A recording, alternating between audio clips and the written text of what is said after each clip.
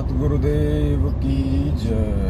बंदी छोड़ सतगुरु रामपाल जी भगवान की जय हो। सत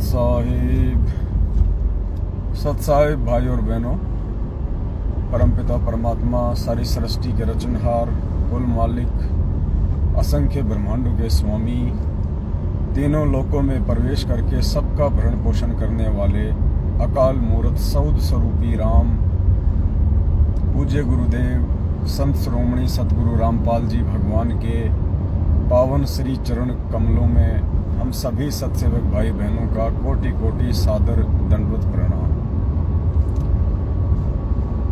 कल दिनांक 15 मई को राजस्थान के अलवर के मालाखेड़ा में सात संगति थी। कल परमात्मा ने दास को भी मौका दिया सात संगति में जाने का। जयपुर से हम 3-4 भगत भाई बहन अलवर के मालाखेड़ा की सात संगति में थे।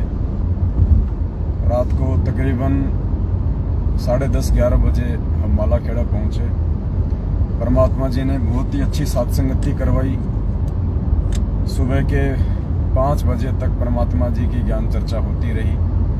भाई बहन आपस में मिलके परमेश्वर की महिमा का गुणगान करते रहे। 60-70 की संख्या में भाई बहन दिल्ली, हरियाणा, मध्य प्रदेश, यूपी, राजस्थान से आए हुए थे। और मालाखेड़ा की सात संगति की वीडियो आप जी दास का जो ये पेज है फेसबुक पेज है, पवन दास इज लाइव, आप उस पेज पे जाके और मालाखेड़ा सात संगति के 3-4 घंटे का वीडियो आप जी देख सकते हैं। 2-3 पार्ट में है। जो भाई बहन जुड़ते जा रहे हैं, एक बार वीडियो को जरूर शेयर कर दें। और अभी हम मालाखेड़ा से निकले हैं जयपुर के लिए। 1.5-2 घंटे हमको लगेंगे जयपुर जाने में। तब तक परमात्मा छोटी सी सात संगति करवा दें। वीडियो को आप सभी भाई बहन शेयर करें।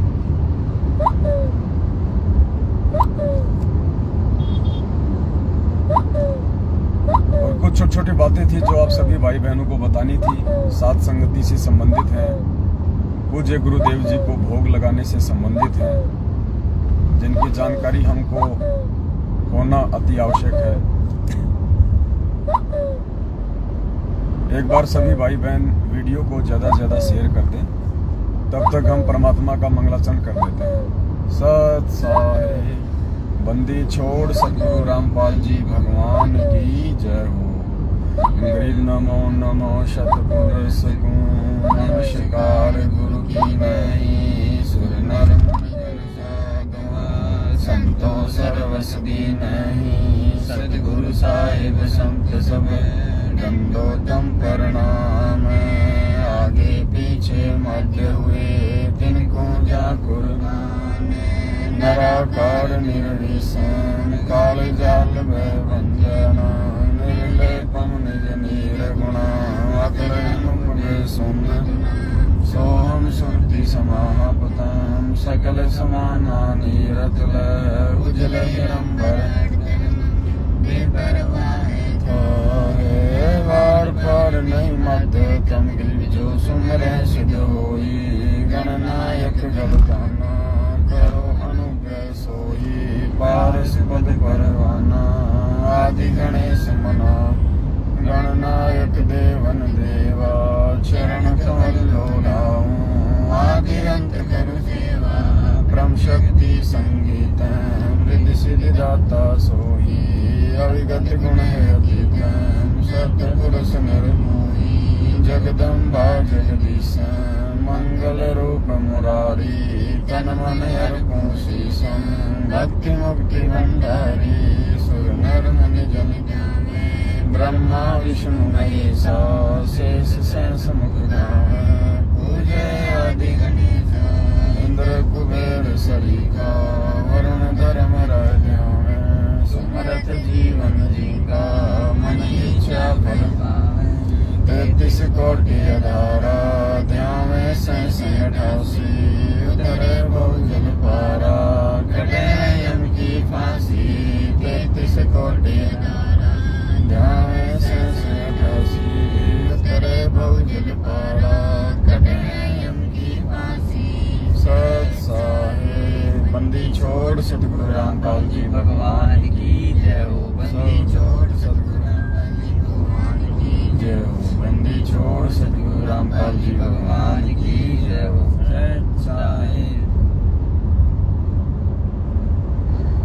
भाई बहन जुड़ रहे हैं एक बार वीडियो को शेयर कर दें।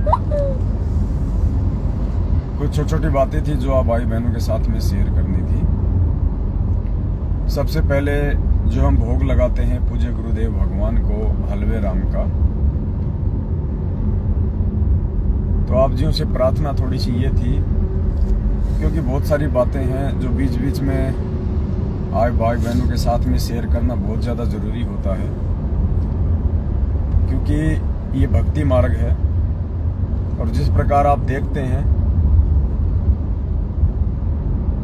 जैसे हमको मोबाइल खरीद के लाते हैं और मोबाइल में हर महीने या 15 दिन में एक नया अपडेट आ जाता है और नए फीचर के साथ में हम उसको इंस्टॉल करते हैं।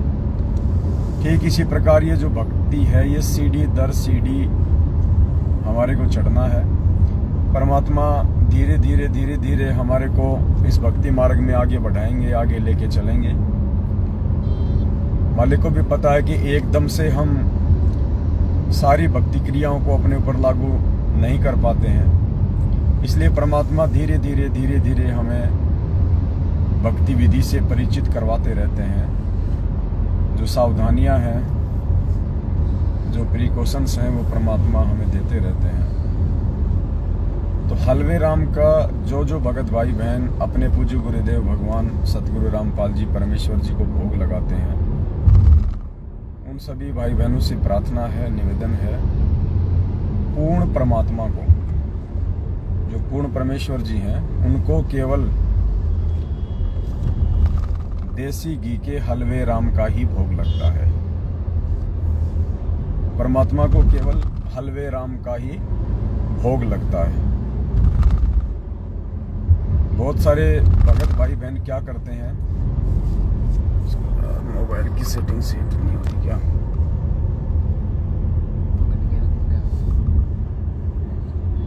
पकड़ गया।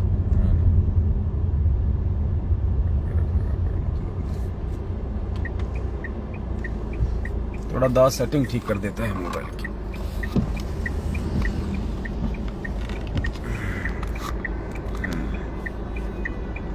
ठीक।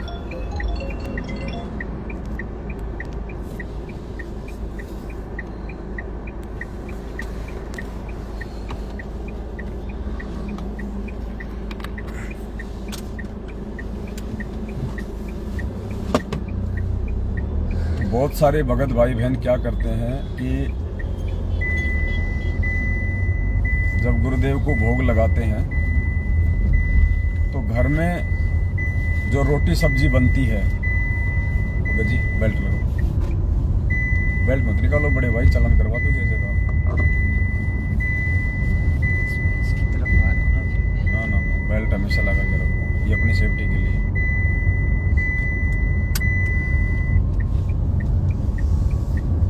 घर पे जब हम परमात्मा जी को भोग लगाते हैं,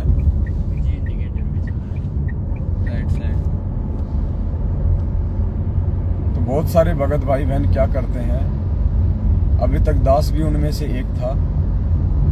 हम जैसे घर पे भंडारा बनाते हैं, सब्जी रोटी, उसका भी हम पूज्य गुरुदेव जी को भोग लगाते हैं भोग की आरती के साथ। भोग की आरती चाहे छोटी हो चाहे बड़ी हो, तो भोग की आरती के साथ में बहुत सारे भगत भाई बहन गुरुदेव को भोग लगाते हैं, जो घर में भंडारा बनता है। और वो भंडारा हम रिफाइंड में बनाते हैं, हम तेल में बनाते हैं। सब्जी होती है ज़्यादातर घरों में तेल में बनती है या रिफाइंड में बनती है। तो बहुत सारे जो भगत भाई बहन हैं वो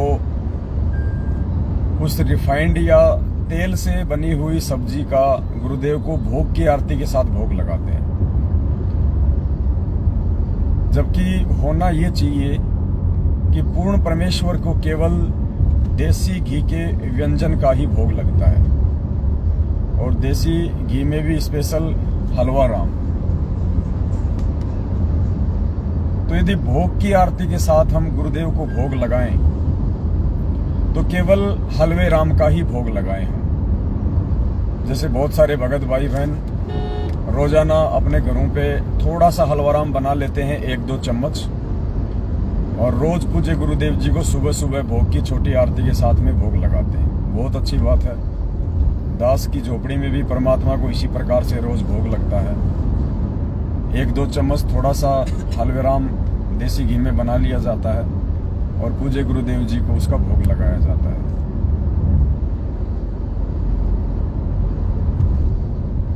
ये जो विधि है ये तो बिल्कुल सही है, ये सत्य है। अब हमने क्या नहीं करना है, हमने सावधानी क्या रखनी है। हम जो भंडारा बनाते हैं अपने घर पे, भंडारे में जैसे सब्जी बन गई, और सब्जी यदि तेल में बनी हुई है या रिफाइंड में बनी हुई है, तो हमने उस भंडारे का पूज्य गुरुदेव जी को भोग की आरती के साथ भोग नहीं लगाना है। आप अंदेव की आरती के साथ में भोग लगा सकते हैं। जो अंदेव की छोटी और बड़ी आरती आती है, हमारे पास जो भक्ति बोध है परमात्मा जी की दी हुई, जिसमें 3 समय की आरती है, उसमें अंदेव की छोटी आरती है। आरती अंदेव तुम्हारी जासे काया पले हमारी, रोटी आदि रोटी अंत, रोटी ही को गावे संत, रोटी मध्य से सबसाद, रोटी देवा अगम अगाध। ये बड़ी है छोटी है? बड़ी वाली है क्या? छोटी वाली कौन सी परमात्मा की? हाँ, छोटी वाली जो आरती है अंदेव की, गरीब सुख देना दुख मेटना, ताजा राखे तन, सुर 33 खुश किए, नमस्कार तोए अन, अंजल साहेब रूप है, सुदिया तृष्णा जाए, चारों युग परवान है, आत्म भोग लगाए, जो अपने सु और कह एक कह पीड़ पिछान, भूखिया भोजन देत है, पहुँचेंगे परवान, अनदेव तू अलख दयालम, तेरे पलड़े तुले न लालम, अनदेव तू जगमग ज्योति, तेरे पलड़े तुले न मोती, वैरागर किस काम ने आवे, अनदेव तू सम्मन भावे, वैरागर है पत्थर भारी, अनदेव तू आप मुरारी, खुदिया तृष्णा मेटे पीड़ा, तेरे पलड़े तुले न हीरा, दास गरीब ये अन की महिमा, 3 लोक में जाकर। ये अनदेव की छोटी आरती है जो परमात्मा ने हमें रोज करने के लिए दी है। भक्ति बोध में संध्या आरती के बाद लिखी हुई है। तो जब भी हम अपने घर पे रिफाइंड में भंडारा बनाते हैं या तेल में भंडारा बनाते हैं, तो पुण्यात्माओं, वो जो भंडारा है वो हमने पूज्य गुरुदेव जी को भोग की आरती के साथ नहीं लगाना है। भोग की आरती के साथ केवल देसी घी का ही भोग लगेगा परमात्मा को। देसी घी में चाहे हलवा बना हो चाहे भंडारा बना हो, उसी का भोग लगेगा। बाकी भंडारा यदि तेल में बना है, रिफाइंड में बना है, तो आप जी अंदेव की आरती ही करें। जब हम जैसे खाना खाते हैं, थाली में भोजन डाल लेते हैं और उस समय हम जो अंदेव की छोटी आरती करते हैं, फिर खाना खा के अंदेव की बड़ी आरती करते हैं। बस हम उसी प्रोसीजर को अपनाएं।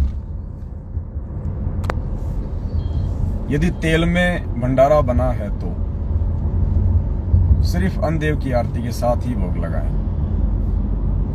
बाकी हलवाराम यदि आप बनाते हैं, अब वो आपकी आर्थिक स्थिति और आपके समय के ऊपर है कि आप रोज सुबह सुबह परमात्मा को छोटी भोग की आरती के साथ हलवाराम का भोग लगाते हैं, या सप्ताह में लगाते हैं, या महीने में लगाते हैं, या 15 दिन में लगाते हैं। वो आपकी अपनी व्यवस्था के ऊपर है। तो यदि आप देसी घी का कोई भंडारा बनाते हैं या हलवा बनाते हैं, तो केवल उसी को आप भोग की छोटी या बड़ी आरती के साथ सतगुरुदेव जी को भोग लगाएं। अगर आप भंडारा तेल में बना रहे हैं तो आप गुरुदेव को भोग की आरती के साथ भोग ना लगाएं। ये एक विशेष सावधानी है, सभी भाई बहनों ने थोड़ा ध्यान रखना है। दूसरी चीज, जहाँ जहाँ सात संगतियाँ होती हैं, परमात्मा जी को भोग लगाया जाता है, तो कई बार क्या होता है, जैसे समय जो होता है भोग लगाने का, शाम के टाइम जैसे 7 से 7:30 के बीच का अमूमन टाइम होता है, तो बहुत सारे भाई बहन क्या करते हैं, साथ में भंडारे का भी भोग लगाते हैं। यदि भंडारा समय पे नहीं बन पा रहा है तो आप भंडारे का वेट ना करें और हलवाराम बना के पहले आप परमात्मा को, जहाँ भी सात संगति होती है, आप बड़ी आरती के साथ में भोग लगा लें। यानी भोग की आरती के लिए आप भंडारे का इंतजार ना करें कि भाई भंडारा बनेगा 1 घंटे में, 2 घंटे में, 8 बजेंगे, 9 बजेंगे। आप वो बिल्कुल भी इंतज़ार ना करें। 7 से 7:30 बजे के बीच में आपने मात्र हलवा राम के साथ सतगुरुदेव जी को भोग लगाना है। उसके बाद जब भंडारा तैयार हो जाए, और सात संगति में तो केवल देसी घी का ही भंडारा बनेगा। सात संगति में आपने किसी भी प्रकार से तेल का या रिफाइंड का या डालडा का यूज नहीं करना है। डालडा तो स्पेशली गुरुदेव ने मना किया है। हमने अपने घर पे भी डालडा का यूज नहीं करना है। घर पे हम अपने तेल में या रिफाइंड में साग सब्जी हम बना सकते हैं, लेकिन जहां जहां सात संगति होती है वहां हमने सारा का सारा जो भंडारा है वो हमने देसी घी में ही तैयार करना है। तो 7 से 7:30 बजे के बीच यदि हलवाराम भी तैयार है और भंडारा भी तैयार है देसी घी का, तो हम दोनों का साथ में भोग लगा दें। और यदि भंडारा तैयार नहीं हुआ और हलवाराम तैयार हो गया है, तो हम 7 से 7:30 बजे के बीच में पूज्य गुरुदेव जी को मात्र हलवाराम के साथ में बड़ी आरती के साथ में हम भोग लगा दें। उसके बाद जब भंडारा तैयार हो जाए तो हम परमात्मा जी के दरबार में रख दें और मंगलाचरण हम कर दें, या आप जी छोटी भोग की आरती के साथ में भी जो है आप भोग लगा सकते हैं।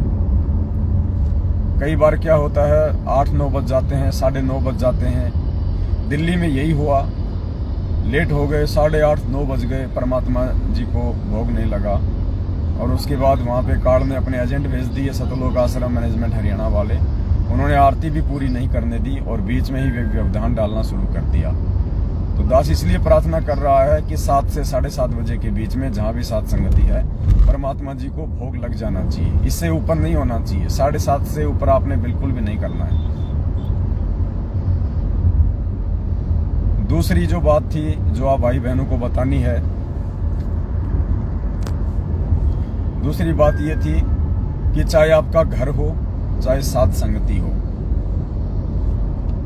परमात्मा जी को जो भोग लगेगा वो केवल नए बर्तनों में लगेगा।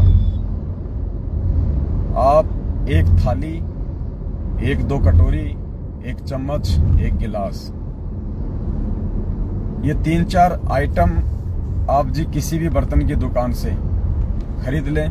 ये आपकी इच्छा और आपकी आर्थिक स्थिति के ऊपर निर्भर करता है कि आप वो तांबे की खरीदेंगे, आप वो कांसे की खरीदेंगे, या आप जी स्टील के खरीदेंगे, या आपकी आर्थिक स्थिति और आपकी स्थिति के ऊपर निर्भर करता है। चांदी या सोने के बर्तन नहीं खरीदने हमने। इस चीज़ का विशेष तौर पे ध्यान रखना। सोने या चांदी के बर्तन गुरुदेव को भोग लगाने के लिए बिल्कुल भी यूज नहीं करने हैं। आप तांबा यूज कर सकते हैं, आप कांसा यूज कर सकते हैं, आप स्टील के बर्तन यूज कर सकते हैं। तो चाहे घर हो चाहे सात संगति हो, परमात्मा जी के लिए स्पेशल बर्तन लेके आप जी खरीद लें और उन्हीं में परमात्मा जी को भोग लगे।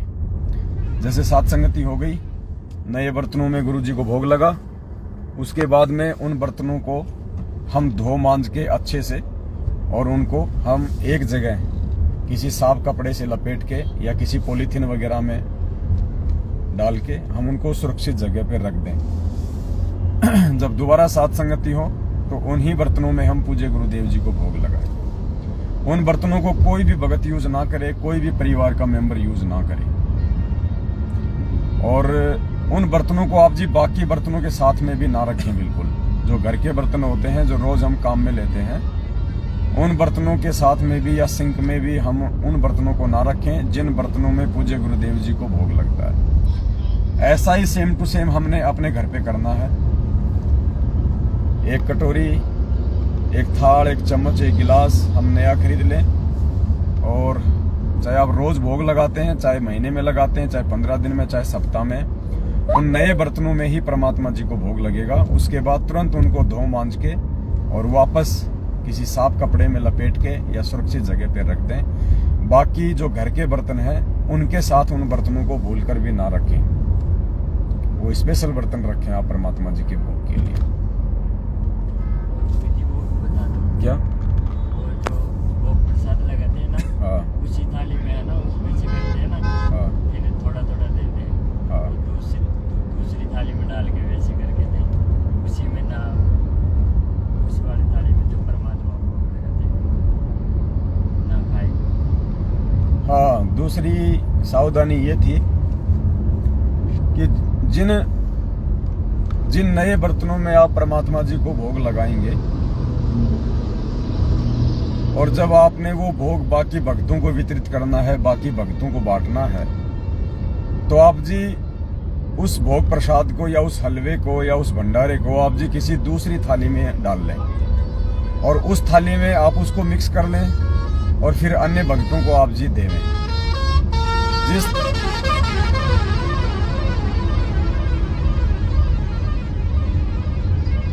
अरे रुक जा भाई,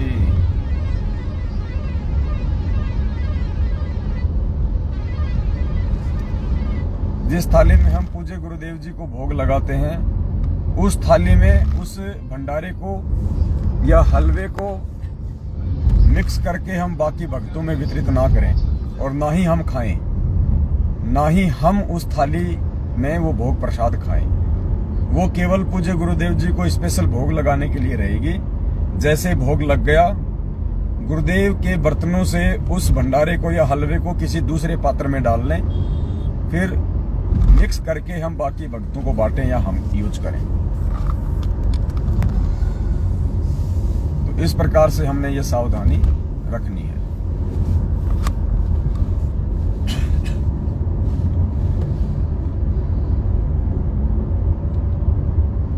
और क्या था भगत जी? माता बहनों का अलग बैठना। तीसरी चीज,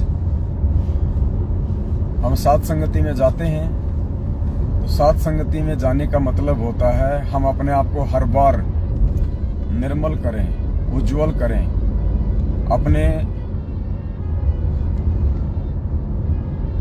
अपने आप को हम साफ करें। हम साध संगति से कुछ सीख कर आए। हमारे अंदर हर बार कुछ चेंज होना चाहिए, हमारे व्यवहार में, हमारे आचरण में, हमारे बोलचाल में परिवर्तन होना चाहिए ताकि दूसरे भक्तों के ऊपर उसका प्रभाव पड़े। परमात्मा ने एक बार सत्संग में कहा था कि बच्चों, तुम जो ये ज्ञान गंगा पुस्तक बांट बांट के जो लोगों को जोड़ रहे हो, यहाँ लेके आ रहे हो, मालिक ने कहा कि इससे मुझे कोई विशेष खुशी नहीं होती। गुरुदेव ने कहा कि मुझे विशेष खुशी उस समय होगी, उस दिन होगी जब कोई जगत का व्यक्ति मेरे भक्तों के आचरण को देख के, मेरे भक्तों के व्यवहार को देख के, मेरे भक्तों के भक्ति भाव को देख के मेरे से नाम उपदेश लेने आएगा। यानी भक्तों के अंदर हुए परिवर्तन को देख के जब कोई नाम दीक्षा लेगा, उससे परमात्मा ज्यादा प्रसन्न होंगे। तो हम साथ संगत वाले हैं, परमात्मा जी के वचन पे चलने वाले हैं। हमने पुण्यात्माओं अपने व्यवहार में, अपने आचरण में, अपने बोलचाल में, उठने बैठने देखने में हर प्रकार से हमने साधुता लानी होगी, क्योंकि और कोई तरीका नहीं है भगत बनने का, परमात्मा जी के नजदीक आने का। तो ये हम विशेष तौर पे ध्यान रखें। साथ संगति जो भाई बहन रखवाते हैं अपने घर पे, वो एक बात का विशेष ध्यान रखें। साथ संगति में जो माता बहनें होती हैं उनके बैठने की व्यवस्था थोड़ी अलग होनी चाहिए, और जो भाई बहन होते हैं और जो भगत भाई होते हैं उनके बैठने की व्यवस्था अलग होनी चाहिए। कई बार देखने को मिलता है कि माता बहनें और भाई वगैरह सब मिक्स होके बैठ जाते हैं। ऐसा हमने बिल्कुल भी नहीं करना है। कुछ मर्यादा है जिनका हमने पालन करना होगा, तो परमात्मा हमसे प्रसन्न रहेंगे। और साथ संगति में यदि मर्यादा बनी रहेगी तो साथ संगतियां लंबी चलेंगी। तो जिसके भी घर पे साथ संगति हो वो इस बात का विशेष तौर पे ध्यान रखे कि बैठने की व्यवस्था अलग अलग होनी चाहिए, मिक्स होके बिल्कुल भी ना बैठें। यदि को दो भाई बहन भी साथ संगति में आए हैं और वो यदि आपस में साथ साथ बैठे हैं तो भी उनसे प्रार्थना करें कि भगत जी आप अपने घर पे चाहे आसपास बैठो, हमें कोई दिक्कत नहीं है, लेकिन ये साध संगति है, यहाँ पे आप भाइयों वाले पंडाल में बैठें और माता बहनों के पास बैठें। ये विशेष तौर से भाई बहनों ने ध्यान रखना है। मर्यादा बनी रहेगी तो परमात्मा प्रसन्न रहेंगे। और क्या था जी? चौथी चीज जो हमने विशेष तौर पे ध्यान रखनी है, साध संगति में हम जो पूज्य गुरुदेव जी को भोग लगाते हैं, हम बाजार से कोई भी मिठाई वगैरह ना लेके आए। देखो, आज से पहले दास भी बाजार से मिठाई लेके आ रहा था, आज से पहले और भाई बहन भी मिठाई वगैरह लेके आ रहे थे और गुरुदेव को भोग लगाते थे। लेकिन जैसे मोबाइल हर महीने या 20 दिन में अपडेट होता रहता है, उसी प्रकार से परमात्मा भी जब हमारा ज्ञान योग खुलता हुआ चला जाता है, परमात्मा सद्बुद्धि देके हमारे को सोचने समझने की शक्ति देते हैं और धीरे धीरे परमात्मा हमें नई नई भक्ति मार्ग की क्रियाओं से और विधियों से परिचित करवाते रहते हैं। तो साध संगति हो चाहे आपका घर हो, हमने मार्केट से किसी भी प्रकार का आइटम सिवाय फल फ्रूट के गुरुदेव को भोग के लिए नहीं खरीदना है। चाहे बाजार में कोई कितनी ही फेमस दुकान क्यों ना हो, चाहे वो कितनी ही अच्छी देसी घी की मिठाई क्यों ना बनाता हो, चाहे उसका स्टाफ कितना ही साफ सुथरा क्यों ना हो, हमने बाजार से बनी हुई मिठाइयाँ पूज्य गुरुदेव जी को साध संगति में या अपने घर पे भोग नहीं लगानी है। यदि आप अपने घर पे बना सकते हैं तो आप जी पूज्य गुरुदेव जी को भोग लगाइए, अन्यथा मार्केट से खरीद के हमने बिल्कुल भी गुरुदेव भगवान को मिठाइयों का भोग नहीं लगाना है। कारण क्या है? बहुत सारे रीजन हैं। परमात्मा ने सत्संगों में सारी बातें साफ की हुई है और हमने गुरुदेव के सत्संगों को आधार बना के ही संभल के चलना होगा।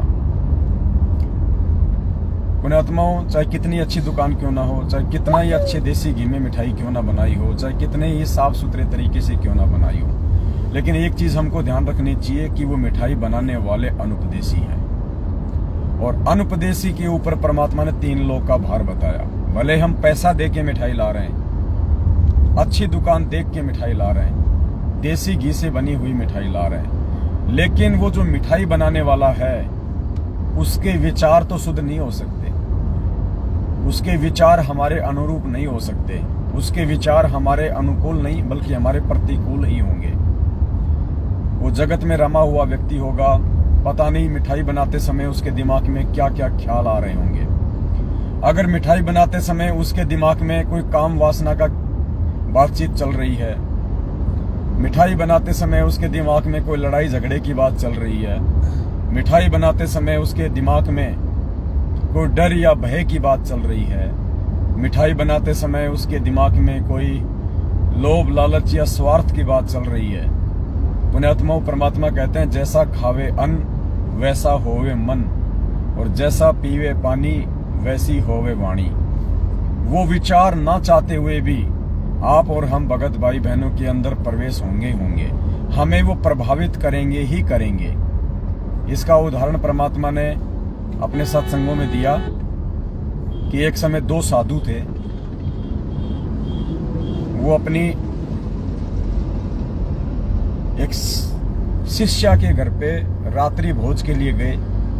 रात को वहीं रात्रि विश्राम करना था, तो गुरुदेव ने बताया कि वो दोनों जो साधु थे वो वहाँ चले गए रात्रि विश्राम के लिए, और वो जो बहन थी उन्होंने भंडारा वगैरह गुरुदेव के लिए बनाया, उनको खिलाया। उनमें से जो एक साधु था उसको रात को बहुत भयंकर भयंकर सपने आने लगे, जैसे उसकी बेटी मर गई या उसकी बेटी को मारने का प्रयास किया जा रहा है, रो रहे हैं, इस प्रकार से।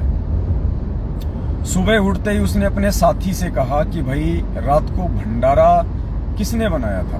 मेरे को तो ऐसे ऐसे सपने आए कि जैसे मेरी बेटी मर गई है, लोग रो रहे हैं। तो जो दूसरा उसका साथी था उसने उस अपनी शिष्या को अपने पास बुलाया और कहा कि बेटा रात को भोजन किसने बनाया था? तो उस बहन ने कहा कि गुरुदेव मेरी बहन आई हुई है, उसने आपके लिए भोजन बनाया था। तो बोला बहन तेरी बहन के घर में कोई दिक्कत कोई तकलीफ? बोले जी अभी अभी कुछ ही दिन पहले उसकी बेटी का जो है देहांत हो गया, वो सॉरी उसकी बेटी जो है विधवा हो गई। उसकी बेटी का जो पति था वो एक्सीडेंट में मारा गया, अकाल मौत मर गया। बेचारी की एक बेटी है छोटी सी, और रात दिन वो उसी की चिंता में लगी रहती है कि क्या होगा मेरी बेटी का, क्या होगा मेरी नाती का, मेरी दोहिती का। वो रात दिन इसी सोच में लगी रहती है। तो पुण्यात्माओं, गुरुदेव ने हमें ये समझाना चाहा है कि भोजन बनाते समय भोजन बनाने वाले या बनाने वाली के जो विचार होते हैं, अच्छे या गलत, वो उस भोजन में शामिल हो जाते हैं और खाने वाले के ऊपर फिर उनका थोड़ा बहुत असर अवश्य होता है। तो इस बात को विशेष तौर पे ध्यान रखते हुए हमने आज के बाद कभी भी बाजार से बनी हुई मिठाइयाँ या कोई भी व्यंजन सिवाय फल फ्रूट और साग सब्जियों के हमने पूज्य गुरुदेव जी को भोग लगाने के लिए प्रयोग नहीं करना है। और कोशिश करो कि आप भी बाजार से बनी हुई कोई भी इस प्रकार की जो मिठाइयाँ वगैरह होती हैं या अन्य जो आइटम होते हैं, आप भी उनका प्रयोग ना करें। दास आपको ये बात इसलिए कह रहा है क्योंकि दास के ऊपर परमात्मा की मेहर हुई है, परमात्मा की दया हुई है। दास ने एक तो जितने भी प्रकार की जो एक कोल्ड ड्रिंक हैं, चाहे ड्यू हो, फेंटा हो, माजा हो, कोका कोला हो, लिम्का हो, यानी जितने भी प्रकार की जो एक कोल्ड ड्रिंक हैं, माजा हो, फ्रूटी हो, पिज हो, जितनी भी प्रकार की कोल्ड ड्रिंक जो आपको बंद बोतल में मिलती हैं,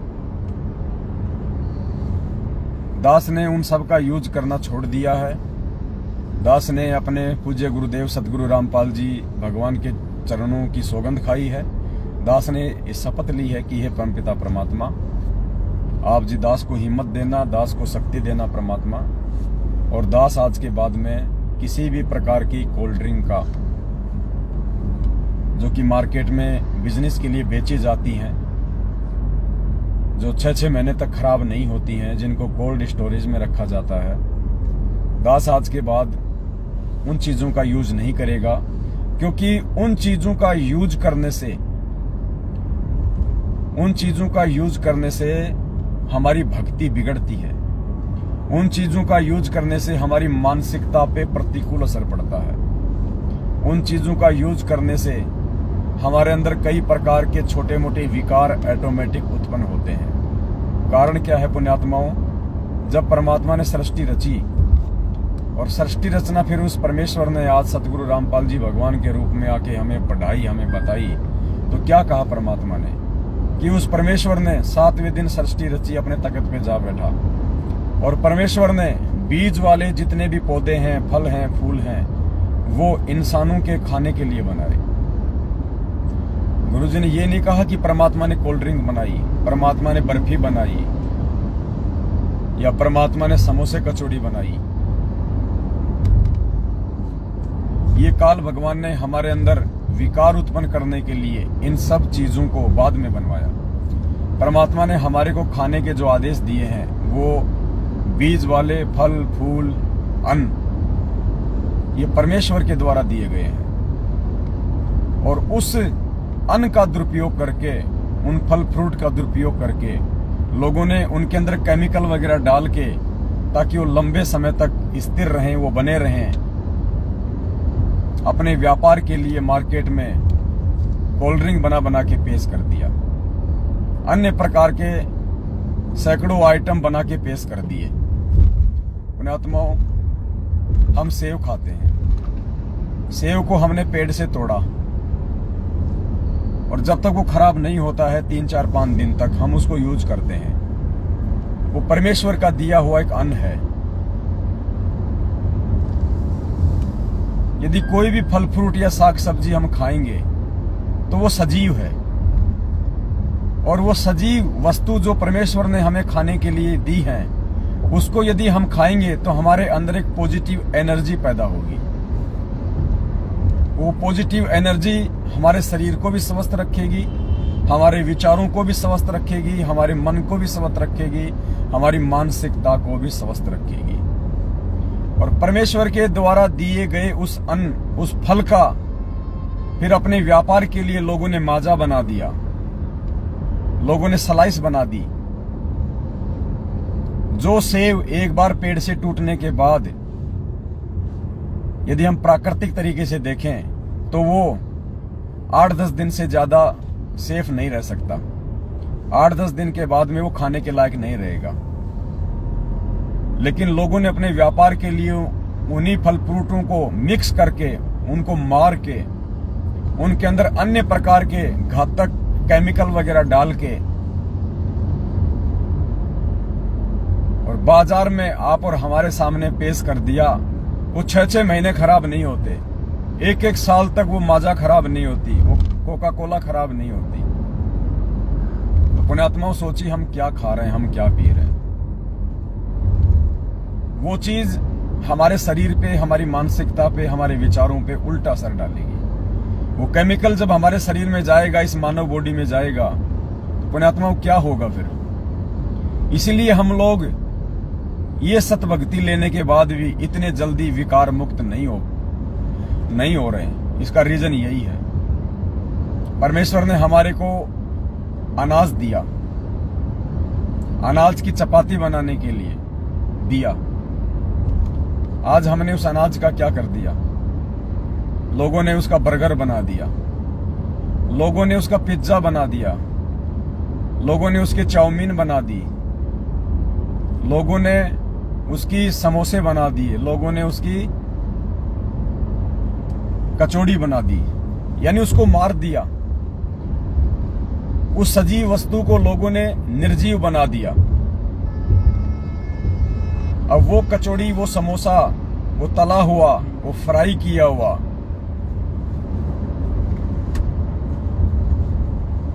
मार्केट में ना जाने कितने प्रकार के घटिया तेल आते हैं, जिनको खाने से हमारे शरीर पे बहुत ज्यादा प्रतिकूल असर पड़ता है। हार्ट अटैक की शिकायतें आती हैं। उस तेल को केवल 3 या 4 बार ही यूज करना होता है, लोग उसको 20-30 बार यूज कर देते हैं समोसे कचौड़ी बना बना के, और उस गंध को फिर हम खाते हैं। वो निर्जीव वस्तु, वो हमारे अंदर नेगेटिविटी पैदा करेगी, हमारी मानसिकता को खराब कर देगी। हमारे अंदर रजोगुण का प्रभाव तेजी से बढ़ेगा, हमारे अंदर तमोगुण का प्रभाव तेजी से बढ़ेगा उन चीजों को खाने से।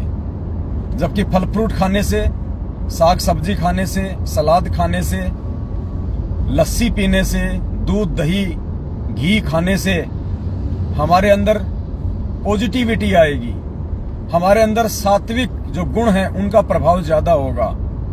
और उसी अनाज का दुरुपयोग करके लोग उसने समोसे बना दिए, कचौड़ियां बना दी, कोल्ड ड्रिंक बना दी, बियर बना दी, अन्य प्रकार के घातक पेय पदार्थ बना दिए, खाद्य पदार्थ बना दिए, उसको मार दिया, मशीनों में उसको ग्राइंड कर दिया और अन्य चीजें उसमें मिला दी, एसेंस मिला दिए खुशबू के लिए, अन्य प्रकार के केमिकल बना दिए लंबे समय तक स्टोरेज करने के लिए।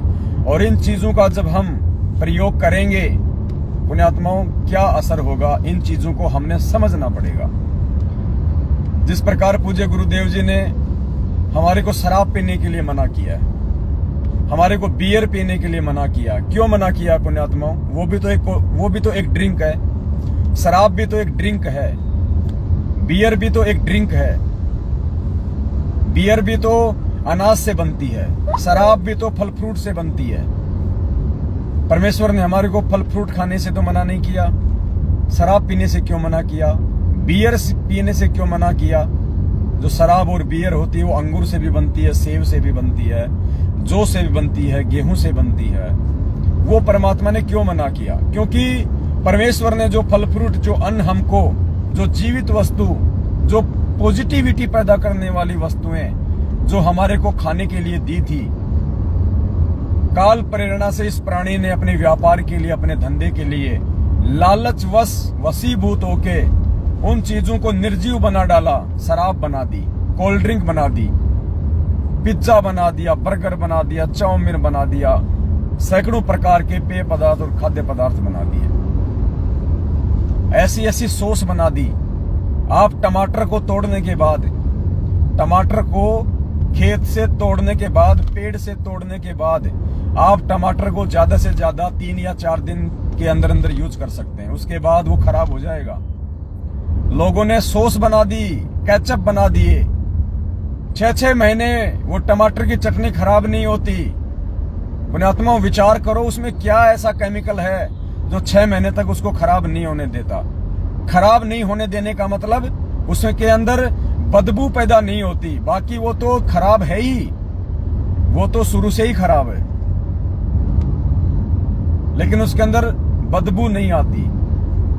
और 6 महीने बाद हम उस टमाटर की चटनी को खा रहे हैं। पुण्यात्माओं, हम जहर खा रहे हैं, हम पॉइजन खा रहे हैं। और जब तक हम इन चीजों को खाते रहेंगे जो काल भगवान की प्रेरणा से हमारा मानसिक और शारीरिक संतुलन बिगाड़ने के लिए, ये किसान सॉस आज से पहले तो नहीं थी। 100 साल पहले तो टमाटो की चटनी नहीं बनती थी ऐसी, ये कोई केमिकल नहीं थे 100 साल पहले। 100 साल पहले कोल्ड ड्रिंक भी नहीं थी। 100 साल पहले ये आपकी स्लाइस, लिम्का, फेंटा, माजा, ड्यू ये तो नहीं थी। 100 साल पहले पुण्यात्माओं कोई पिज्जा, बर्गर, चाउमीन तो नहीं बनाया करता था। 100 साल पहले ये डिब्बा बंद, ये टिन पैक फूड भी नहीं थे। 100 साल पहले ये चटपटे आइटम,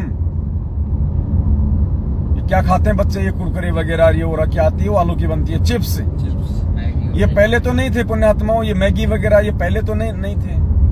ये आज क्यों बनी? इतने सारे डिब्बा बंद पेय पदार्थ, खाद्य पदार्थ आज मार्केट में भरमार है, भरमार। क्यों? सिर्फ और सिर्फ काल प्रेरणा से हमारे अंदर उत्तेजना पैदा करने के लिए, हमारे अंदर विकार पैदा करने के लिए, ताकि हम परमेश्वर की भक्ति ना कर सकें, हमारे विचार शुद्ध ना हो सकें, हम अपने रजोगुण, तमोगुण और शतोगुण पे काबू ना पा सकें। ये सब काल भगवान की सूक्ष्म चाल होती है। इसीलिए परमात्मा ने सबसे पहले हमारी शराब छुड़वाई। शराब के अंदर भी तो एक नशीला पदार्थ होता है जो हमारी मांसपेशियों को, हमारी नसों को स्थिर कर देता, सुन्न कर देता है, हमारे सोचने समझने की शक्ति को बंद कर देता है। कुछ समय के लिए हम मदोश हो जाते हैं। पुण्यात्मा, कोल्ड ड्रिंक भी वही चीज है, कोल्ड ड्रिंक में भी वही आइटम है। अगर उसमें ज्यादा मात्रा में है तो ये जितनी भी प्रकार की कोल्ड ड्रिंक है इनमें थोड़ी मात्रा में है, लेकिन है सारी चीजें वही।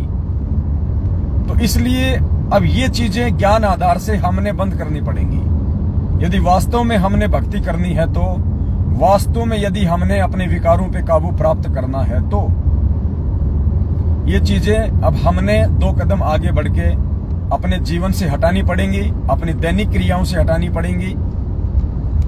ये तली हुई नमकीन वगैरह, ये बिस्किट वगैरह, पुण्यात्माओं, ये सारी चीजें केमिकलाइज हैं। बिस्किट जो होते हैं, चाहे कोई बिस्किट हो, किसी भी प्रकार का बिस्किट हो, उसके अंदर कहीं न कहीं अंडे का यूज होता है। अंडे का उसमें यूज होता ही होता है, उसके बिना वो बिस्किट बन ही नहीं सकता। विशेषज्ञ बताते हैं इन बातों को। ब्रेड वगैरह, जिसको बासी रोटी कहते हैं, बासी रोटी, ब्रेड, ये पश्चिमी देशों का जो प्रचलन है, ब्रेड।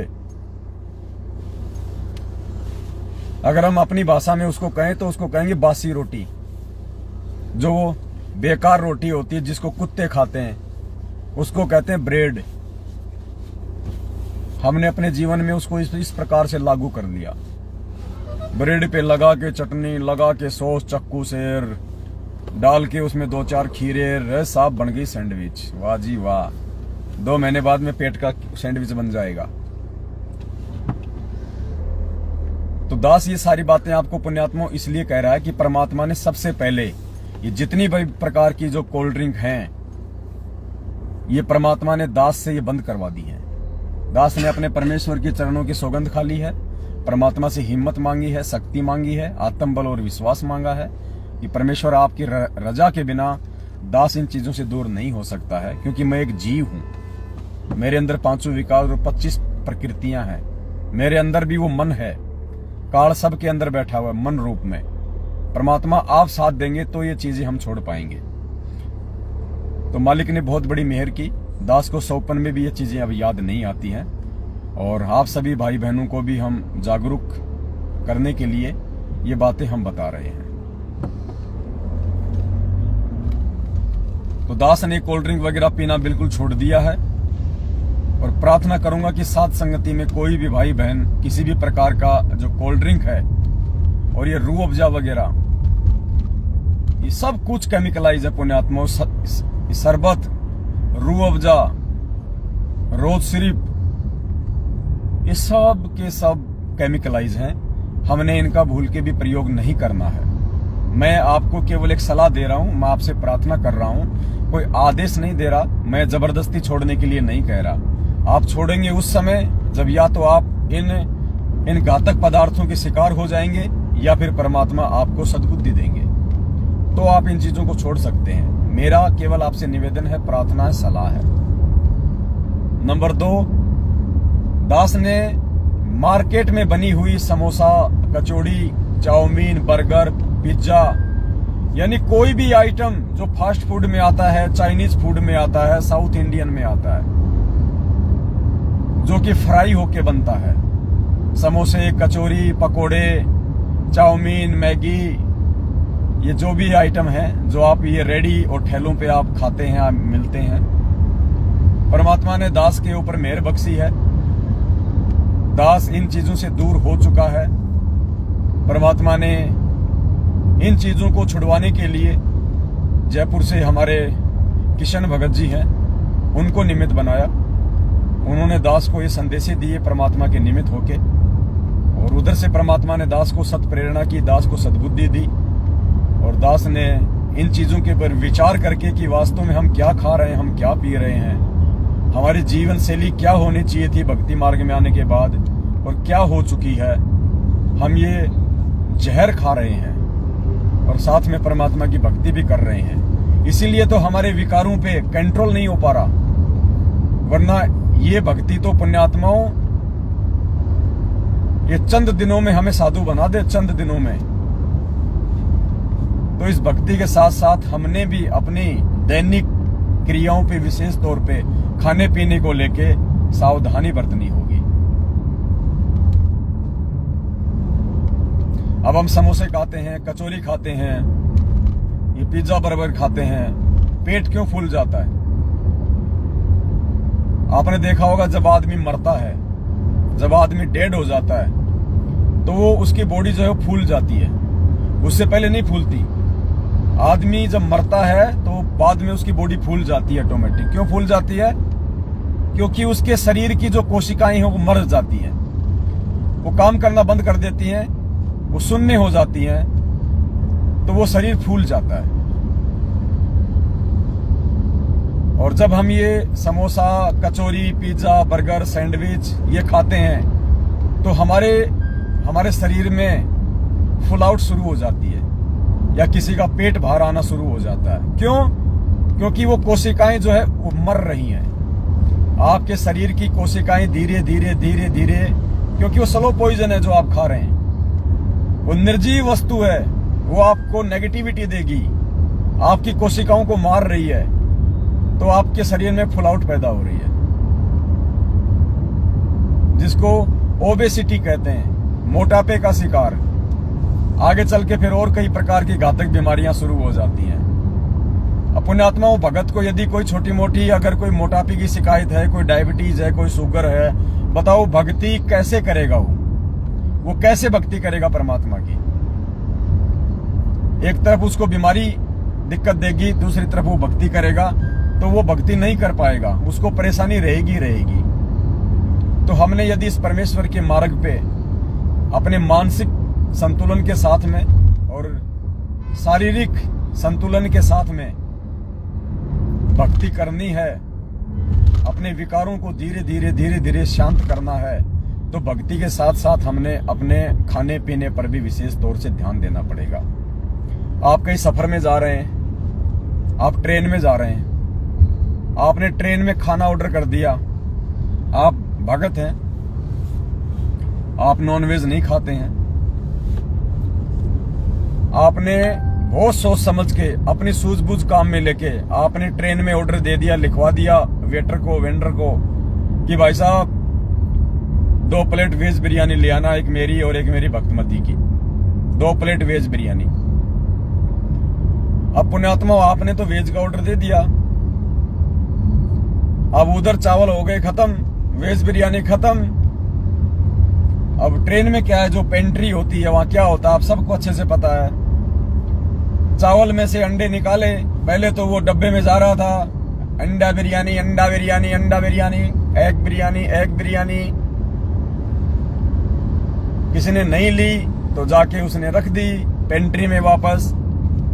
आपने ऑर्डर दिया भाई साहब वेज बिरयानी लेके आना, अब वेज बिरयानी भाई साहब कहां से लाएगा? अंडा बिरयानी बिक नहीं रही तो वो उसको बर्बाद तो उसको होने नहीं देगा, तो वो क्या करेगा?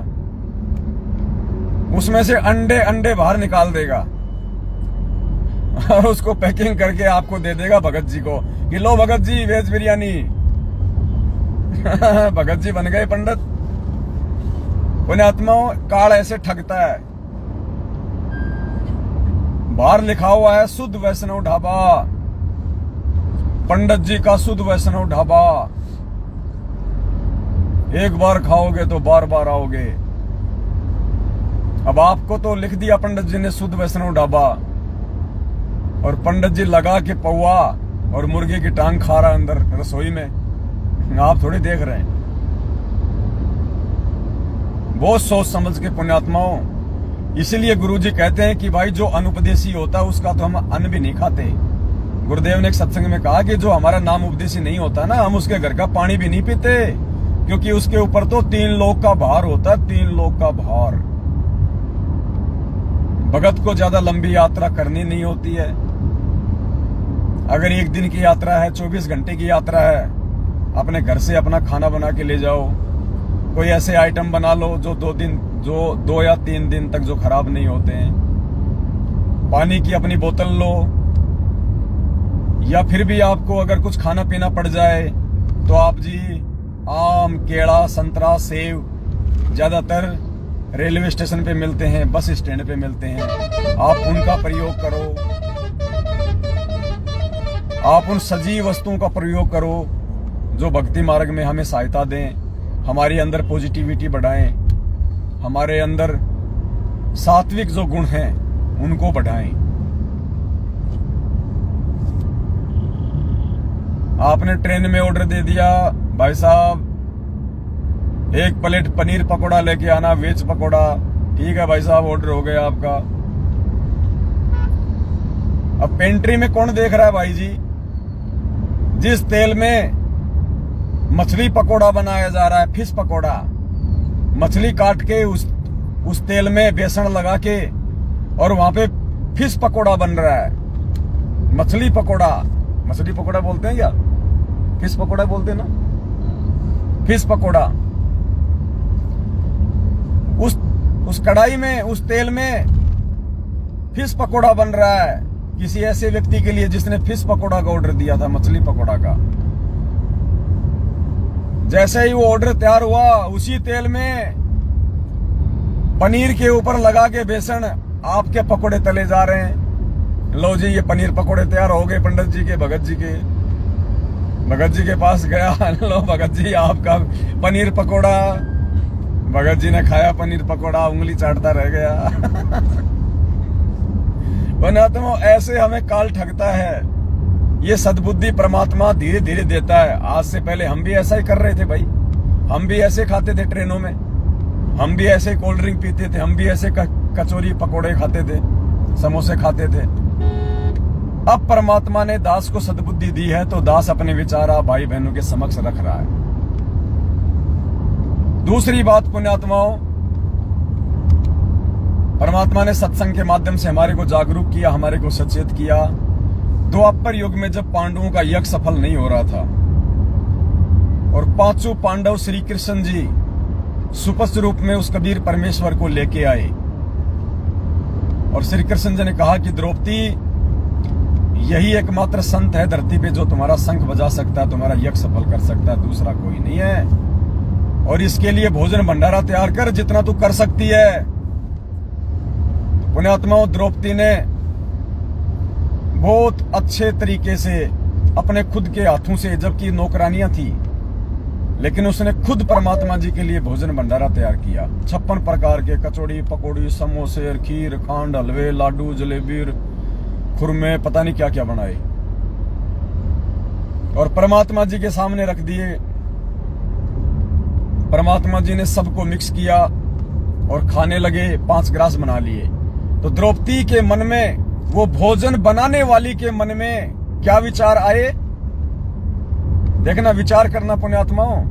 भोजन बनाते समय कोई गलत विचार नहीं आया, लेकिन भोजन परमेश्वर के आगे रखने के बाद बनाने वाली के मन में क्या विचार आए कि ये काहे का संत है, ये काहे का ये पंचानन शंख बजाएगा, इसको खाना भी तो नहीं खाना आता ढंग से, कहां से जंगली आदमी उठा लाए घास फूस खाने वाला।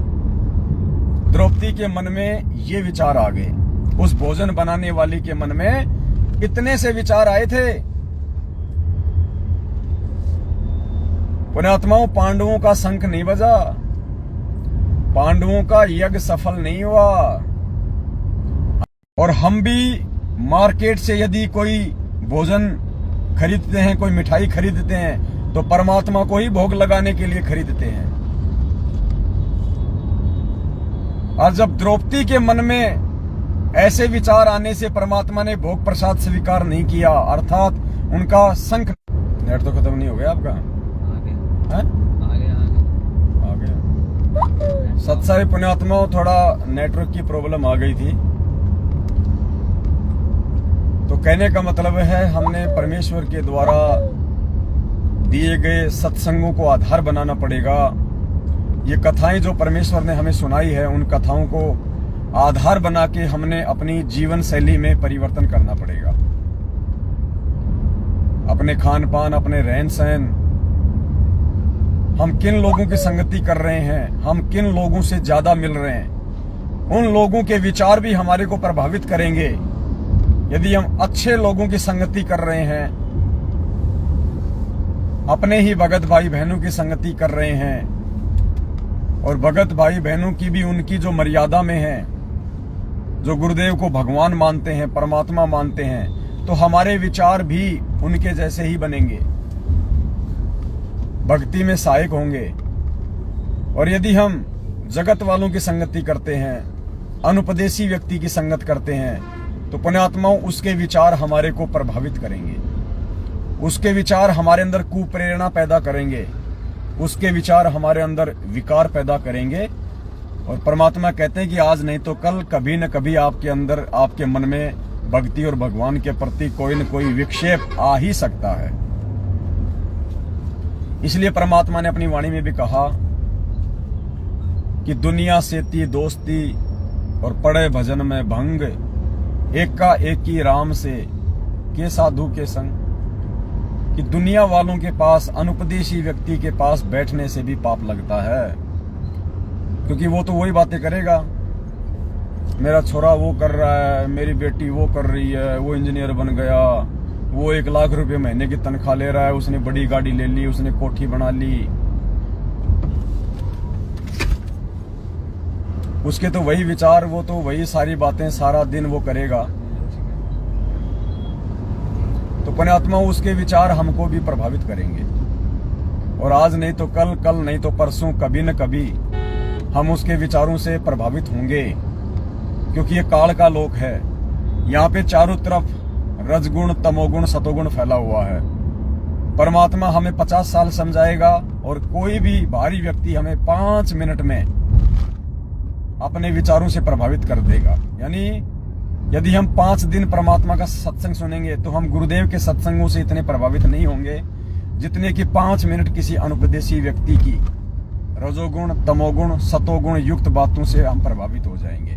तो इसका एक ही तरीका बताया परमात्मा ने कि ऐसे व्यक्ति के पास हमें बैठना ही नहीं चाहिए, हमें उनसे अपनी दोस्ती ही समाप्त कर देनी चाहिए। यदि आपकी ऐसे किसी व्यक्ति से दोस्ती है, भाईचारा ज्यादा है, तो आपने धीरे धीरे उसको कम कर देना चाहिए।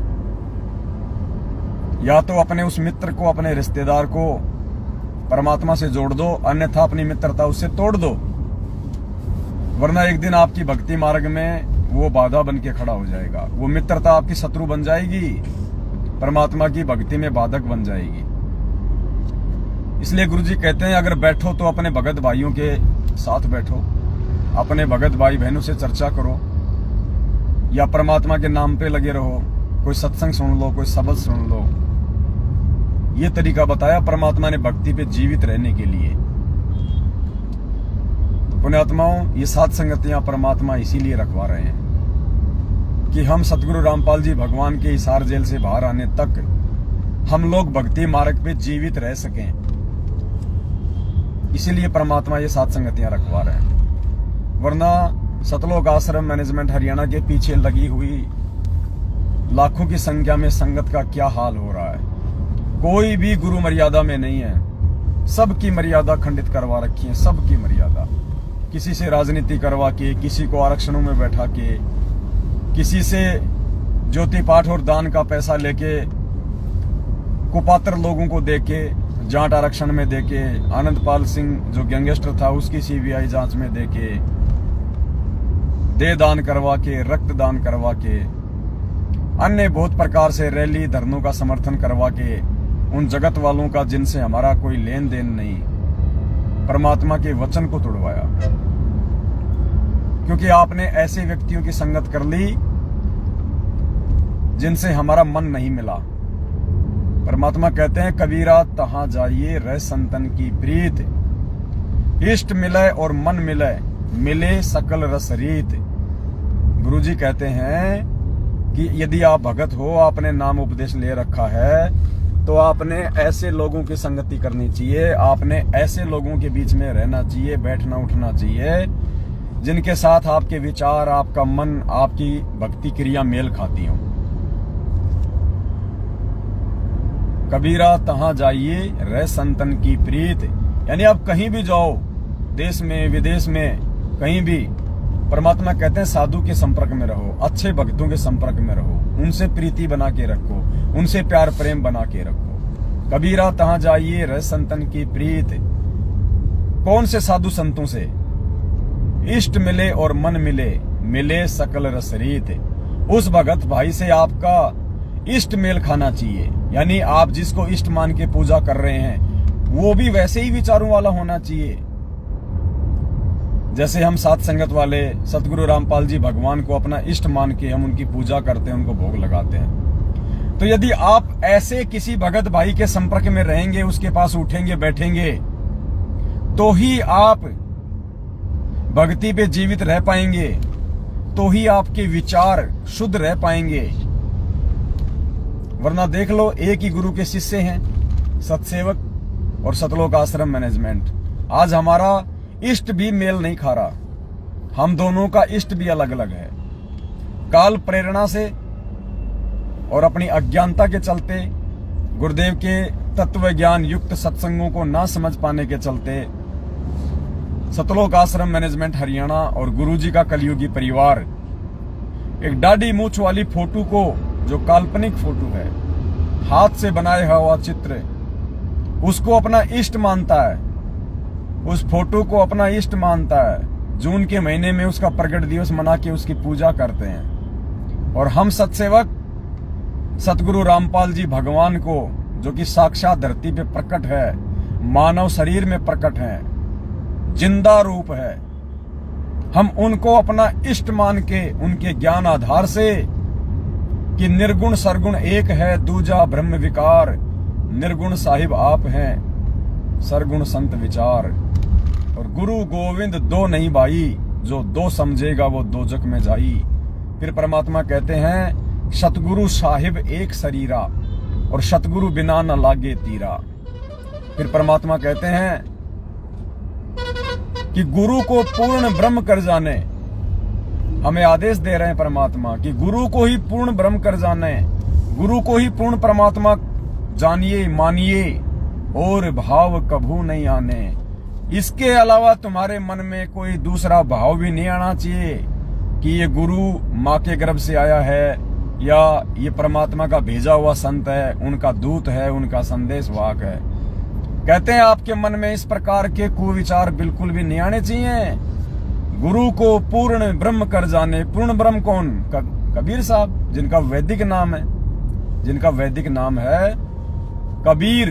तो परमात्मा कहते हैं स्वयं कि गुरु को ही कबीर जानो, गुरु को पूर्ण ब्रह्म कर जाने और दूसरे भाव कभू नहीं आने। दूसरे तो मन में भाव भी नहीं आने चाहिए गुरु को परमात्मा मानने के अलावा।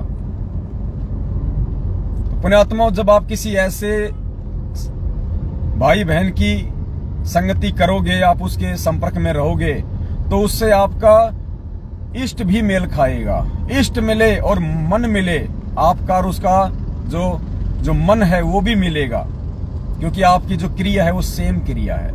वो भी भोग लगाता है गुरु जी को, आप भी भोग लगाते हैं। वो भी गुरु जी को कबीर परमात्मा मानता है, दाढ़ी मूछ वाली फोटो को नहीं मानता।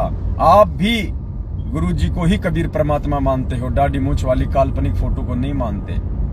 तो आपकी जो दोस्ती है, आपका जो प्यार प्रेम है, आपका जो मेल मिलाप है, वो बढ़ता ही चला जाएगा। इसलिए परमात्मा कहते हैं कबीरा तहां जाइए रह संतन की प्रीत, इष्ट मिले और मन मिले, मिले सकल रस रीत। आज हमारे विचार इसीलिए सतलोक आश्रम मैनेजमेंट हरियाणा से एक ही गुरु के शिष्य होने के बावजूद भी मेल नहीं खाते, क्योंकि हम साधु हैं, हम साधुता में रहना पसंद करते हैं, हम गुरुदेव के वचन पे चलते हैं। आवत गाड़ी एक है उल्टा हो अनेक, कहे कबीर ना उल्टियो रहे एक की एक। हम गुरुदेव के इस वचन पे चलते हुए पिछले 7.5 साल से सतलोक आश्रम मैनेजमेंट हरियाणा और गुरुदेव के कलयुगी परिवार वालों की गालियां खा रहे हैं, उनकी मार खा रहे हैं, उनके कुवचन सहन कर रहे हैं, उनकी धमकियां खा रहे हैं। हमने उल्टा कभी भी उनको गाली नहीं दी, कभी भी मारने की मन में सोची भी नहीं, क्योंकि हम गुरु वचन पे चल रहे हैं।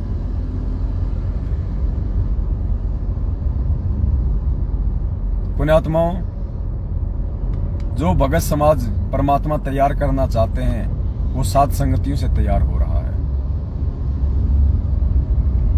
हमारे गुरुदेव साधु हैं, हमने भी साधु बनना पड़ेगा, हमने भी साधु भाव लाना पड़ेगा। हमें अपने गुरुदेव के जैसा बनने का प्रयास करना है। मालिक कहते हैं गुरु को कीजिए दंडवत और कोटि कोटि प्रणाम, कीट न जाने भृंग को गुरु कर ले आप समान।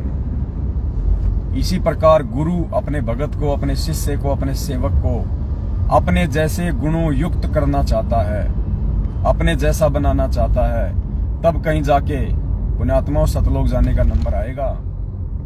ये फर्जी सार नाम ले लेके और चैनी खैनी लगाते हो गाल के नीचे, बिगड़ गए तुम तो। पहले ठीक था, और जैसे ही रोहतक से फर्जी सार नाम लिया, हरियाणा से फर्जी सार नाम लिया मैनेजमेंट से, उसके बाद भाई साहब गाल के नीचे चैनी खैनी लगाने लग गया, शराब पीने लग गया, भक्तमती के साथ गाली गलौज करने लग गया, मारपीट करने लग गया। ये दुर्बुद्धि क्यों पैदा हुई? 2 कारणों से। परमात्मा ने बताया कि 2 कारण होते हैं इसके। सबसे पहला कारण है मनमाने आचरण में सहयोग करना। मनमाना आचरण जो 7.5 साल से सतलोक आश्रम मैनेजमेंट हरियाणा के द्वारा भगत समाज से करवाया जा रहा है। राजनीति, आरक्षणबाजी, गैंगस्टरों की सीबीआई जांच, फालतू के धरने, प्रदर्शन, रैलियां, गुरुजी की जमानत के लिए डीएम, सीएम, पीएम को धरने ज्ञापन। अरे नालायको, अरे जब गुरुजी को परमात्मा मान लिया तो गुरुजी की जमानत के लिए इन 2 कोड़ी के सीएम पीएम के आगे भीख मांगोगे तुम? तुम्हारा बुद्धि स्तर तालाब के कीचड़ से भी नीचे जा चुका है। ये मर्यादा तुड़वा दी आप लोगों की। इस प्रकार के घटिया कुकर्म करवा के आपके गुरु को मानुष साबित करवा दिया इन्होंने।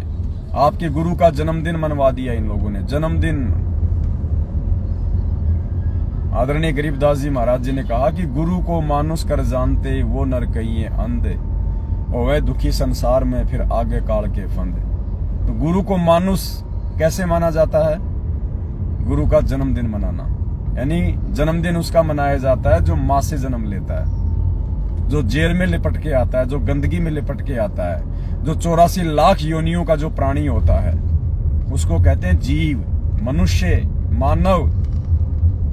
तो गरीबदास जी कहते हैं गुरु मानुष कर जानते, यानी अपने जैसा माँ के गर्भ से जेर में लिपट के आया हुआ मानोगे, अपने जैसा जीव मानोगे, अपने जैसा प्राणी मानोगे।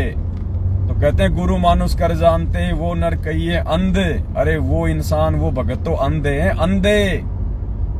वो है दुखी संसार में, वो यहाँ भी दुखी रहेंगे जब तक जिएंगे तब तक। आज मैनेजमेंट दुखी है, मैनेजमेंट के पीछे लगी हुई संगत महा दुखी है। अकाल मौत हो रही है, सारनामी भक्तों के घरों से अकाल मौत, अर्थियां उठ रही हैं, घर घर में लड़ाई झगड़े, कुविचार, दुर्बुद्धि। इससे ज्यादा दुर्गति और क्या होगी, इससे ज्यादा दुखी और क्या होंगे ये लोग। तो कहते हैं होए दुखी संसार में, फिर आ गए यम के फंद। फिर कहते हैं कबीरा तेनर अंध हैं, जो गुरु को कहते और, यानी जो अपने गुरु जी को और समझते हैं। और यानी ये तो संदेश वाहक है, ये तो परमात्मा का भेजा हुआ है। गुरु को कहते और, यानी परमात्मा के अलावा जो अपने गुरु को और संज्ञा देते हैं। तो कहते हैं कबीरा तेनर अंध हैं, जो गुरु को कहते और। मालिक ने क्या कहा था पहले? पुण्यात्मा, अभी एक सुरंग आएगी, हम लोग सुरंग में प्रवेश कर रहे हैं, 1 किलोमीटर की है। तो अभी हमारा जो नेटवर्क है वो काम करना बंद कर देगा। अभी आप थोड़ा लाइव रहिए, बाद में आपको उदास बताएगा।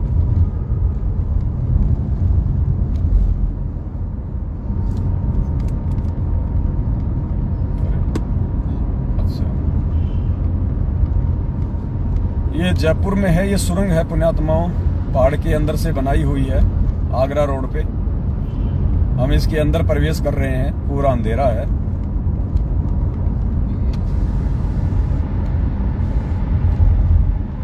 नेटवर्क हो सकता है यहाँ पे जाएगा।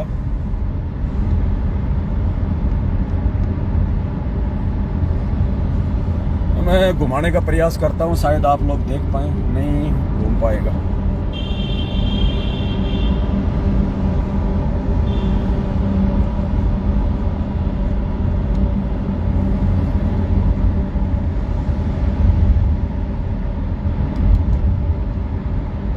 अभी थोड़ा चल रहे हैं हम सुरंग में। भगत जी बंद करो ना, क्या कर रहे हो? अरे यार ये गंदगी आ रही है, भगत जी क्या कर रहे हो आप? अरे यार ये मत किया कर राहुल, हमें ये मत करिए अगर कभी। कितना पॉल्यूशन है पता है?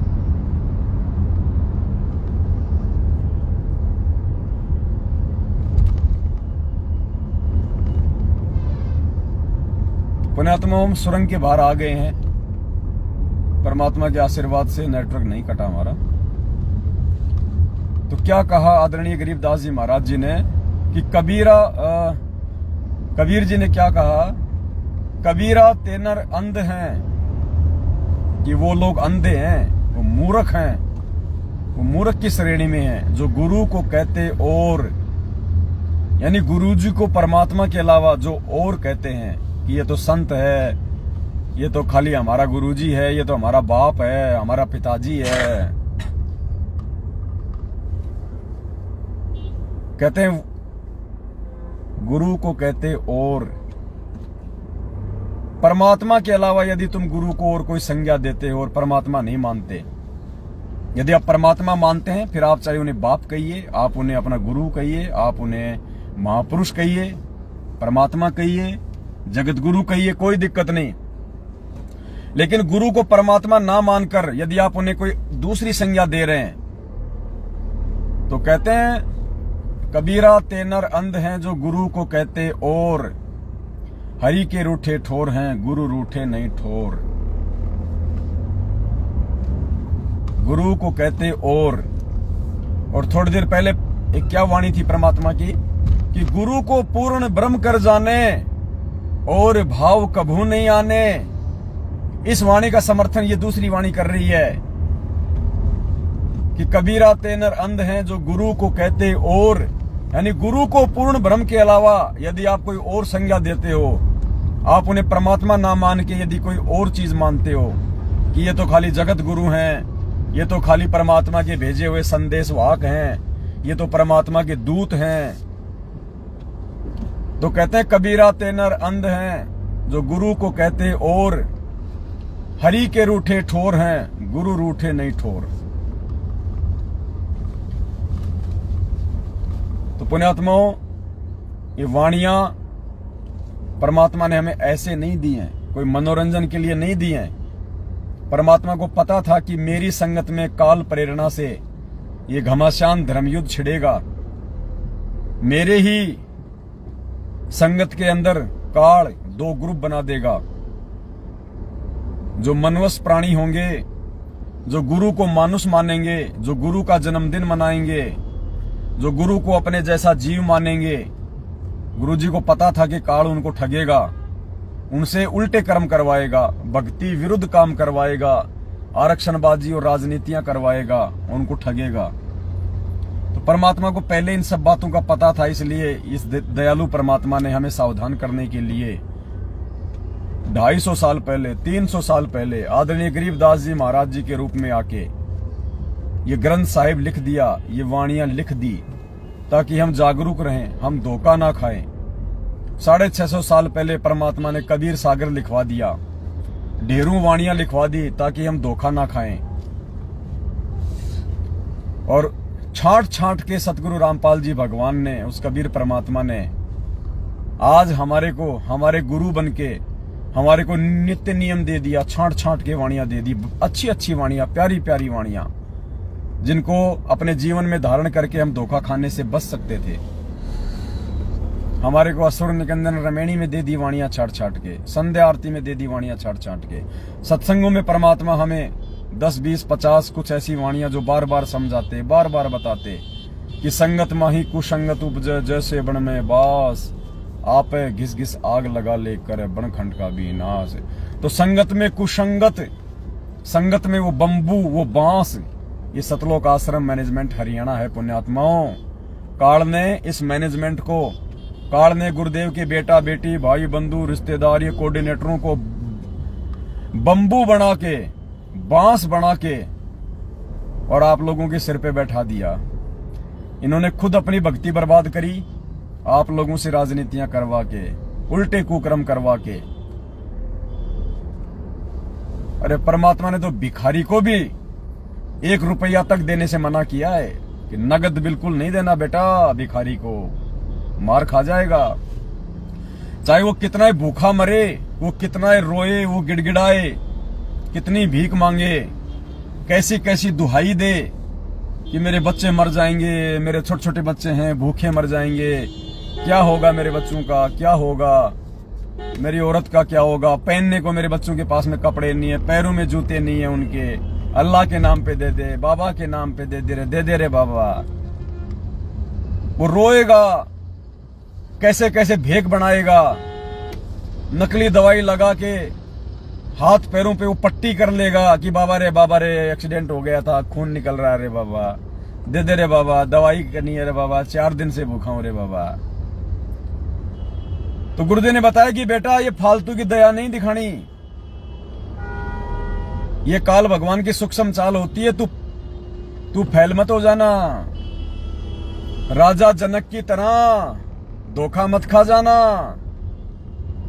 राजा जनक का उदाहरण इसलिए दिया था गुरुजी ने कि बेटा फालतू की जो दया है वो भी भगत के लिए घातक है। हमने फालतू की दया भी नहीं दिखानी, दया भी उतनी दिखाओ जितनी जरूरी है, जितनी आवश्यक है।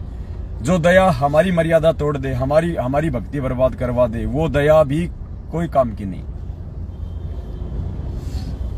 तो पुण्यात्माओं, इतनी सावधानी हमें गुरुजी ने बताई कि इतना कुछ अगर रोए गिड़गिड़ाए तो भी तुमने 1 रुपया नगद उस भिखारी को नहीं देना।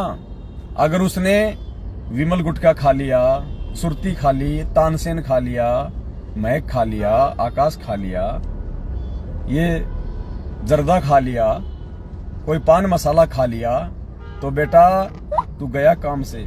और वो खाए ना खाए, वो उस पैसे का आम लेके खा ले, लेकिन तुमने तो उसको नगद पैसा देके अपने गुरुजी का वचन तोड़ दिया।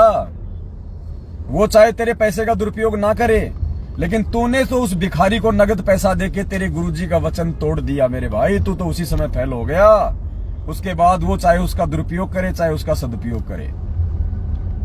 इसलिए पुण्यात्माओं, परमात्मा ने कहा कि बहुत सोच समझ के सुपात्र को दान देना चाहिए। भिखारी को खाना खिला दो, नगद पैसा मत दो। पहनने के लिए उसको कपड़े दे दो, सिला के। नए कपड़े मत दो, बिना सिले कपड़े मत दो। उन कपड़ों को भी बेच के तुम्हारे दान का दुरुपयोग कर सकता है। इतनी सावधानी परमात्मा ने बताई। जहां भी कोई बाढ़ भूकंप आ जाए, कोई महामारी, कोई आपदा आ जाए, मालिक ने कहा कि चाहे दुनिया भूखी मर जाए लेकिन नगद नहीं देना बेटा। खाना खिला दो उनको, खाना खिला दो, बिस्किट के पैकेट दे दो, हाथ से खरीद के खाद्य पदार्थ दे दो। नगद पैसा नहीं देना, क्योंकि वो तुम्हारे पैसे का दुरुपयोग करेंगे। और पुण्यात्माओं, ये सतलोक आश्रम मैनेजमेंट हरियाणा ने क्या किया आप लोगों के साथ में? हरियाणा के जाट आंदोलन में 16 लाख रुपया तुम भक्तों का उनको चंदे के रूप में दे दिया।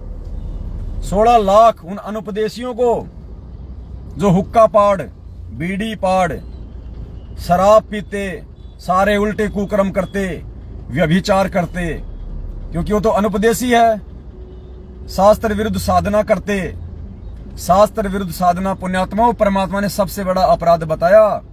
जो व्यक्ति एक परमात्मा को छोड़ के अन्य देवी देवताओं को पूजता है, भैरव भूत मसाणी माता को पूजता है, यानी जो भी व्यक्ति शास्त्र विधि को त्याग के जो मनमन आचरण करता है, उसको परमात्मा ने सबसे बड़ा अपराध बताया। आन उपासना को सबसे बड़ा अपराध। तो सोचो पुण्यात्माओं, हरियाणा के जाट आरक्षण में जो तुम्हारे 16 लाख रुपए, कभी 5 लाख रुपए, कभी 11 लाख रुपए चंदे के रूप में जो उन जगत के लोगों को दिए गए, वो क्या करेंगे तुम्हारे पैसे का? तुम्हारे दान का क्या किया होगा उन्होंने? हुक्के का तमाकू खरीदा होगा, शराब खरीदी है, बियर खरीदी है, गाड़ियां खरीदी हैं। उन गाड़ियों में घूमेंगे, अय्यासियां करेंगे, रंगरेलियां करेंगे, दुरुपयोग करेंगे। भाई उसका दंड कौन भोगेगा? संगत और ये मैनेजमेंट। इसलिए आज संगत दुखी है, परेशान है। जो काटे तुम लोगों ने गुरु वचन को तोड़ के और इन कुपात्र सतलोक आश्रम मैनेजमेंट हरियाणा को ज्योति पाठ दान का पैसा देके उस दान का दुरुपयोग करवाने के लिए जो तुमने आंख बंद करके इन कुपात्रों को, इन गुरु गद्दारों को, बरवाला कांड के दोषियों को जो तुमने दान दक्षिणा दी, ज्योति पाठ का पैसा दिया, आज वो पैसा उन कुपात्रों को देने के कारण तुम्हारे जीवन में कांटे बन के उभर रहा है। तुम्हारे जीवन में कांटे बन रहा है, परेशानियां पैदा कर रहा है। इसलिए परमात्मा कहते हैं, बिन सोचे विचारे जो करे पाछे सो पछताए। काम बिगाड़े अपना और जग में होत हंसाए। वो अपना काम बिगाड़ता है और दुनिया में हंसी का पात्र बनता है, हंसी का पात्र। ये देखो कैसे कैसे मूर्ख, इतना ज्ञान देने के बाद भी ऐसी मूर्खता कर रहे हैं। फिर कहते हैं हम संत रामपाल जी के भगत हैं, हमारे को तत्व ज्ञान दे दिया। अरे भगवान ने तो तत्व ज्ञान दे दिया नालायक को, लेकिन तुमने तो नहीं लिया। तुमने तो अपने जीवन में उसको आत्मसात नहीं किया। कहते ना कि गुरु तो गुड़ था, चेलों ने शक्कर कर डाली। गुरु तो गुड़ था, चेलों ने शक्कर कर डाली। तो ये हाल कर दिया पुण्यात्माओं इस यथार्थ 13वें कबीर पंथ में, इस काल प्रेरित सतलोक आश्रम मैनेजमेंट हरियाणा ने, गुरुदेव के कलयुगी परिवार ने। पुण्यात्माओं, एक एक कदम इस भक्ति मार्ग पे काल भगवान की सूक्ष्म चाल को गुरुदेव के आशीर्वाद से, गुरुदेव के ज्ञान आधार से समझ के धरने की आवश्यकता है। वरना ये ऐसे ठगता है, ये ऐसे ही। इसने अच्छे को ठग लिया भाई। आप और हमारी औकात क्या है 2 कोटि के जीवों की। इसलिए तो परमात्मा कहते हैं, तेरी क्या बुनियाद प्राणी तू पेंडा पंथ पकड़वो। सुखदेव ने 84 भुगती बण्या पजावे खरवो। और तेरी क्या बुनियाद प्राणी तू पेंडा पंथ पकड़वो। पेंडा पंथ यानी अपने गुरुदेव के वचन पे दृढ़ होके चल नालायक। किसी दूसरे की बातों में मत चल, देखा देखी में मत चल, भेड़ चाल में अपना जीवन बर्बाद ना कर। ये देखा देखी का मार्ग नहीं है, ये भीड़ का मार्ग नहीं है कि मैनेजमेंट के पास भीड़ ज्यादा है तो वो सही है और सत्सेवकों के पास में भीड़ कम है तो वो थोड़ा है। अरे ऐसे तो राधा स्वामी पंथ में ज्यादा भगत हैं, ऐसे तो जय गुरुदेव पंथ में ज्यादा लोग हैं। धन धन सतगुरु में लाखों करोड़ों लोग हैं, और संत रामपाल जी के भगत तो उनकी तुलना में मुट्ठी भर भी नहीं है, मुट्ठी भर भी। तो क्या संत रामपाल जी का पंथ गलत पंथ हो गया? क्या संत रामपाल जी का पथ सही पंथ नहीं हुआ? अरे वो बंद किया भगत जी, हीट हो गई।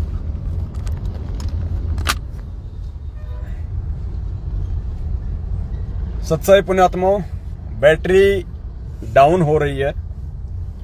हम लोग भी जयपुर में प्रवेश कर गए हैं, परमात्मा ने दया बख्शी। दरअसल दास को नींद आ रही थी जब दास मालाखेड़ा से चला अलवर से, क्योंकि रात को भी हम 8:30 बजे जयपुर से निकले थे, 11:30 बजे हम मालाखेड़ा पहुंचे। उसके बाद पूरी रात परमात्मा की साथ संगति हुई। सुबह फिर हम लोग 7:30 बजे मालाखेड़ा से निकले, तो दास को नींद आ रही थी। अब दास ने सोचा कि गाड़ी चलाऊंगा, नींद आएगी तो मामला खराब हो जाएगा, क्या किया जाए। तो परमात्मा ने सद्बुद्धि दी कि बेटा गाड़ी के आगे लाइव लगा ले, अपने भाई बहनों से बातचीत करता जा, साथ संगति लगा। और 2-3 घंटे की परमात्मा ने देखो 2-2.5 घंटे की मालिक ने साथ संगति भी करवा दी, और परमात्मा ने हमारे को जयपुर भी पहुंचा दिया। तो पुण्यात्माओं देखो, एक पंथ दो काज हो गए। गाड़ी की गाड़ी आराम से आ गई, आप सभी भाई बहनों के साथ परमात्मा ने दास को जोड़े रखा, ना नींद आई ना अन्य विचार आए, और आप भाई बहनों की एक अच्छी संगति हो गई, मालिक के दया से एक बढ़िया संगति हो गई। तो पुण्यात्माओं, ये परमात्मा के आशीर्वाद से संभव होता है ये सब कुछ, परमेश्वर जी के आशीर्वाद से ही ये सब काम होते हैं। जान एक तो नींद आ रही थी काल प्रेरणा से, और परमात्मा ने 2 काम करवा दिए, जयपुर भी पहुंचा दिया, आप भाई बहनों के साथ में साथ संगति भी करवा दी। तो हम जयपुर में पहुंच चुके हैं। यहाँ पे पुण्यात्मा अब थोड़ा ट्रैफिक ज्यादा है, रेड लाइट ज्यादा है, तो मालिक दया करें। अब दास लाइव को समाप्त कर रहा है। आप सभी भाई बहन इस मैसेज को ज्यादा से ज्यादा आगे शेयर कर दें। फिर लाइव आएंगे, फिर परमेश्वर की चर्चा होगी। तब तक के लिए सत साहेब, बंदी छोड़ सतगुरु रामपाल जी भगवान की जय हो। सत साहेब।